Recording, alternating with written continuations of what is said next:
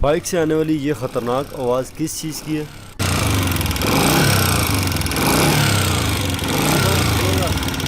इन आवाज़ों को आज की इस वीडियो में हम साउंड करके आपको दिखाएंगे।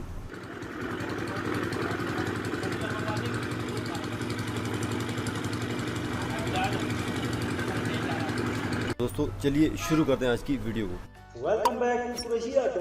दोस्तों आपने एक बहुत ही अच्छे यूट्यूब चैनल पे क्लिक किया है जिसमें मिले आपको बाइक से रिलेटेड तमाम मसाइल का हल।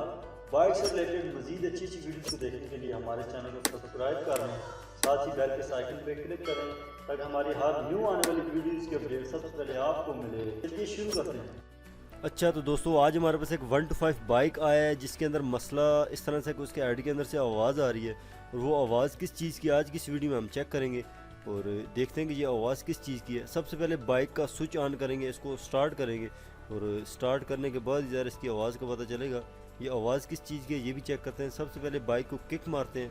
तो चलें भाईजान ज़रा किक मार के हमें चेक तो करवाएं आप, ठीक है। अभी आपके सामने ये भाईजान किक मार रहे हैं और ये बाइक अभी स्टार्ट हो चुका है। अभी आपको इसका साउंड समझ आ रहा होगा यार किस चीज़ की आवाज़ है।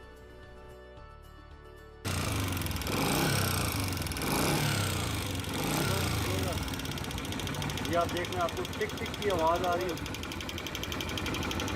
ठीक है।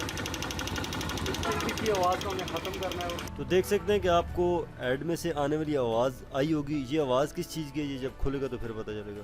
तो सबसे पहले इस बाइक का गियर लीवर आपके सामने खोलेंगे। गियर लीवर खोलने के बाद मैग्नेट कवर उतारना है, टैपेट कवर ऊपर वाला ये आपके सामने खोल रहे हैं, इसको उतारना है, ठीक है।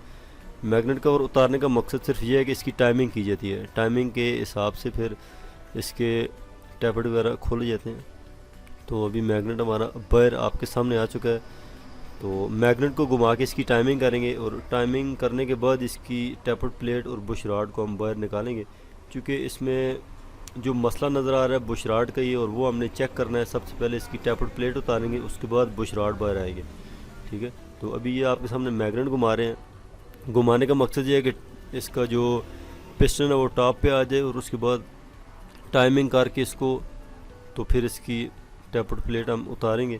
ये टाइमिंग टी वाले निशान को इस कट के सामने बिल्कुल लेके आएंगे और इस तरह ये पिस्टन टॉप पे आ जाएगा और इसको खोलने में मसला नहीं होगा।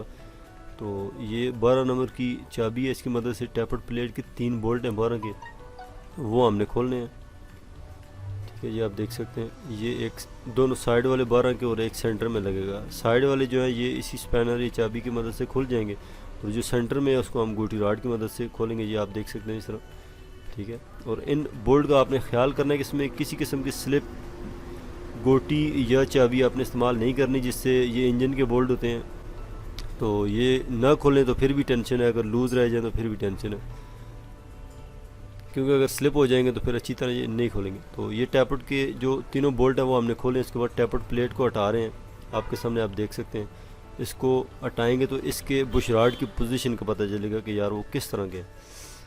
और जो आवाज़ है वो तो बुश रॉड की लग रही थी, अभी देख लेते हैं, आपको भी दिखाते हैं कि यार बुश रॉड इसके किस तरह, ये आप देख सकते हैं बिल्कुल ख़राब हो चुके हैं। तो अभी आपके सामने ये बुश रॉड आपने देखे हैं कि यार ये बिल्कुल डैमेज हो चुके हैं। इसकी जो अगर आप बज़ाहिर ऊपर से देखें तो ये बिल्कुल इसकी नोकें बन गई हैं और यही चीज़ जो है ये जब टैपेट प्लेट के अंदर ये चीज़ गैप पैदा करती है तो उस वजह से ही इसकी आवाज़ आती है। आपके सामने अभी ये बिल्कुल न्यू बुश रॉड हैं, ठीक है। और ये आप देख सकते हैं कि बिल्कुल प्लेन है, स्मूथ है, इसमें किसी किस्म की कोई नोक नहीं है, कोई भी इस तरह की चीज़ नहीं है कि यार जो इसके अंदर आवाज़ का सबब बने। तो ये आपके सामने अभी नए वाले हम बुश रॉड इसमें लगाएंगे, उसके बाद टैपेट प्लेट को सेट करके लगाएंगे और इसके बोल्ट अच्छी तरह से टाइट करने हैं। ये इतने ज़्यादा टाइट करने हैं कि ये स्लिप ना हो, बस ये ना हो कि यार बिल्कुल स्लिप कर दें आप। ये भी आपके सामने टैपेट प्लेट हमने लगा दी है, फिट कर दी है, अच्छी तरह से इसके तीनों बोल्ट टाइट करने हैं।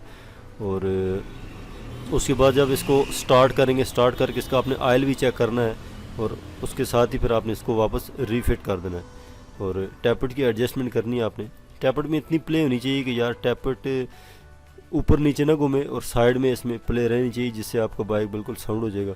और जो ही बाइक को स्टार्ट करेंगे और आपको इसकी आवाज़ चेक करवाएंगे तो ये आप देख सकते हैं अभी पोजीशन है बाइक की।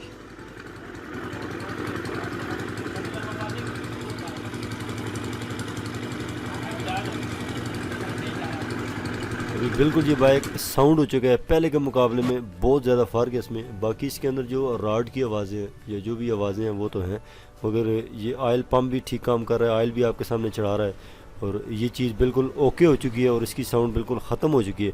अभी जब हम इसका टूर लेंगे और उसके बाद भी आपको इसकी आवाज़ चेक करवाएंगे, मगर उससे पहले इसका टैपट कवर लगाना है, अच्छी तरह से इसके टाइट करने हैं बोल्ट। तो अभी इसका टैपट कवर जो है ऊपर लगाएंगे और जोरो वाला पाइप अच्छी तरह से इसका फिट करना है। इसको आपने बाहर नहीं छोड़ना, बोलना नहीं है, क्योंकि इससे भी फिर बाइक मसला करेगी आपकी। तो अभी आपके सामने इसको टेस्ट करने जा रहे हैं। ये अभी बाइक रोड पे है और इसका साउंड अब आपको चेक करवाते हैं खड़ा करके स्टार्ट कर।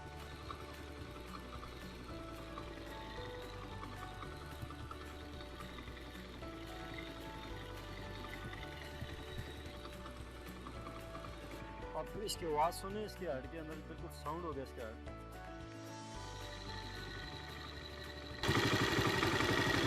तो ये थी हमारी आज की वीडियो। उम्मीद है कि आपको आज की वीडियो अच्छी लगी होगी। इसमें बाइक के हेड के अंदर से जो आवाज़ें आ रही थी उसके बारे में आपको बताया। ये टैपट जो बुश राड होते हैं उनकी आवाज़ है, टैपट प्लेट के नीचे ये बुश राड लगते हैं, टैपट सिलाई भी कुछ लोग बोलते हैं इसको।